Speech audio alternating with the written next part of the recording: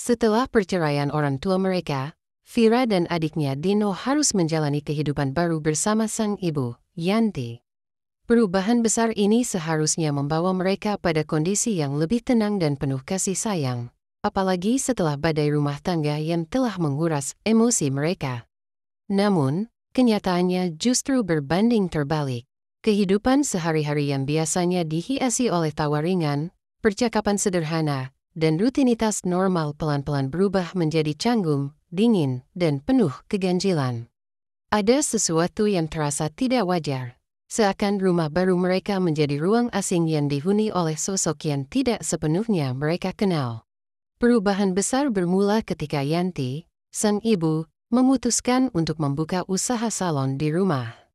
Sepintas, hal itu terlihat wajar. Seorang ibu berusaha mencari penghasilan demi membiayai hidup kedua anaknya. Namun, perubahan pada Yanti tidak hanya soal profesi. Penampilan fisiknya perlahan ikut berubah. Riasan wajahnya semakin berlebihan, gaya berpakaiannya tampak tidak serasi, dan sorot matanya kian hari makin asing. Aura yang terpancar dari dirinya seolah berbeda, seperti seseorang yang berusaha keras meniru Yanti, tetapi gagal menyembunyikan detail-detail kecil yang membuatnya terasa menyeramkan. Vira dan Dino sebagai anak-anak tentu lebih peka. Mereka merasakan ketidaknyamanan yang sulit dijelaskan. Senyum ibunya yang biasanya hangat kini terasa dingin dan menusuk. Tatapan matanya kaku, seolah ada niat yang disembunyikan. Bahkan gerakan tubuhnya terkadang tidak sinkron dengan perilaku manusia normal. Ada saat-saat di mana Yanti terlihat seperti boneka yang dipaksa bergerak, kehilangan kelembutan alami seorang ibu. Dari situlah rasa curiga tumbuh. Apakah sosok yang tinggal bersama mereka benar-benar ibu yang sama? Keganjilan bukan hanya tampak dari perubahan fisik Yanti, tetapi juga dari atmosfer rumah itu sendiri. Lampu yang sebelumnya memberi cahaya hangat kini lebih sering memancarkan nuansa seram. Seakan setiap cahaya justru mempertebal bayangan di dinding.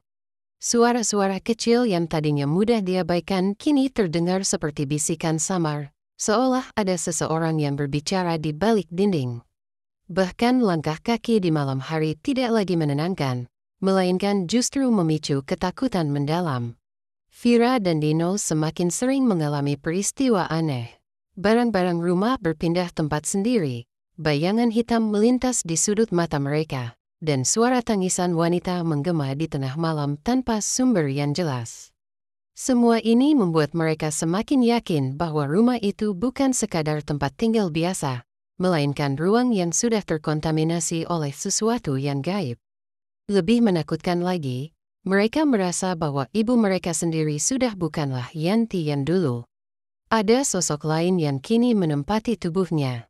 Ketegangan cerita semakin meningkat ketika Vira berusaha mencari jawaban. Ia mulai mengamati kebiasaan Yanti dengan lebih detail, mencoba mencari celah untuk memahami apa yang sebenarnya terjadi. Namun, setiap kali ia mendekati kebenaran, Yanti justru menunjukkan perilaku yang makin mencurigakan. Kadang Yanti berbicara pada dirinya sendiri, kadang ia berdiri terlalu lama di depan cermin dengan tatapan kosong. Dan ada pula momen di mana Yanti memanggil Vira dan Dino dengan nada suara yang terdengar asing, seakan keluar dari mulut orang lain. Film Dia Bukan Ibu diangkat dari sebuah thread milik Zero Point, sebuah kisah horor yang pernah viral di media sosial. Kisah ini lahir dari ruang digital, tempat horor tumbuh dari percakapan ringan, potongan cerita singkat, hingga rumor-rumor menyeramkan yang menyebar cepat. Inilah yang membuat Dia Bukan Ibu punya daya tarik unik. Ia berakar dari pengalaman kolektif warganet yang terbiasa dengan kisah horor urban, sesuatu yang terasa dekat sekaligus menakutkan.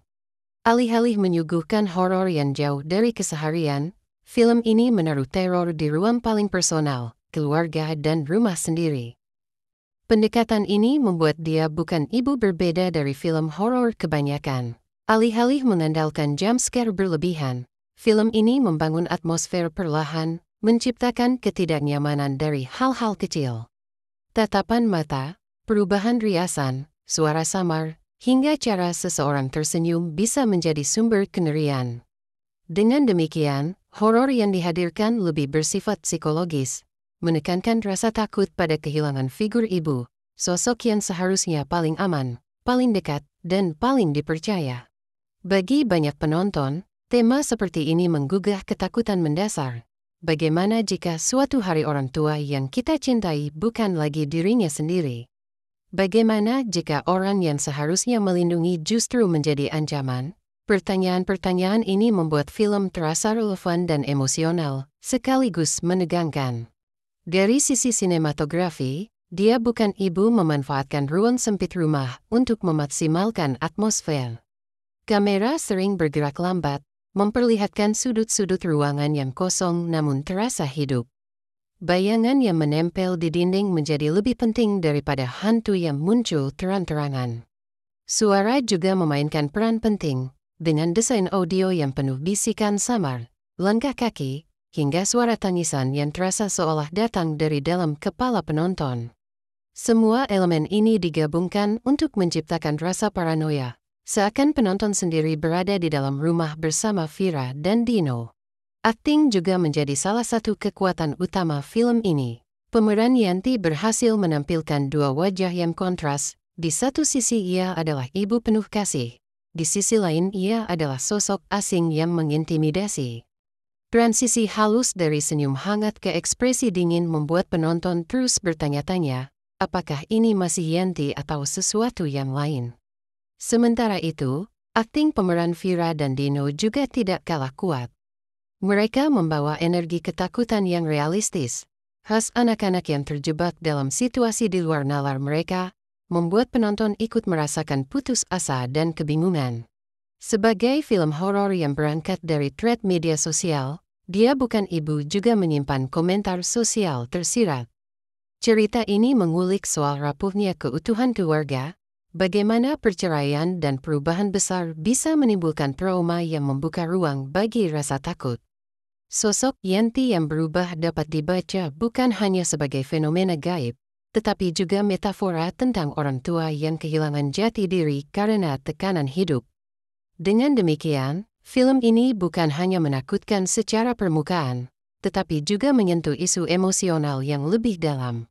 Dalam review, Dia Bukan Ibu bisa disebut sebagai salah satu horor Indonesia yang menawarkan pendekatan berbeda.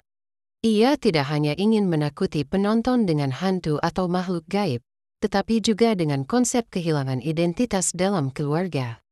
Ketegangan psikologis yang dibangun terasa konsisten dari awal hingga akhir, meskipun bagi sebagian penonton mungkin terasa lambat. Namun, justru keheningan dan tempo pelan itulah yang membuat kengerian semakin mencekam.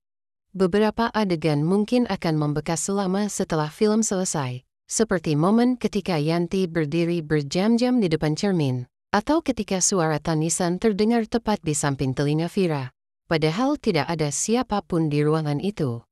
Detail-detail kecil semacam ini membuat film tidak mudah dilupakan. Apakah film ini sempurna? Tentu tidak. Ada bagian di mana alur terasa sedikit repetitif, dengan adegan-adegan aneh yang berulang tanpa penjelasan. Beberapa penonton mungkin mengharapkan jawaban yang lebih jelas mengenai apa yang sebenarnya terjadi pada Yanti. Namun, disitulah keberanian film ini. Ia memilih untuk tetap ambigu, membiarkan penonton merasakan ketidakpastian yang sama seperti yang dialami Vira dan Dino.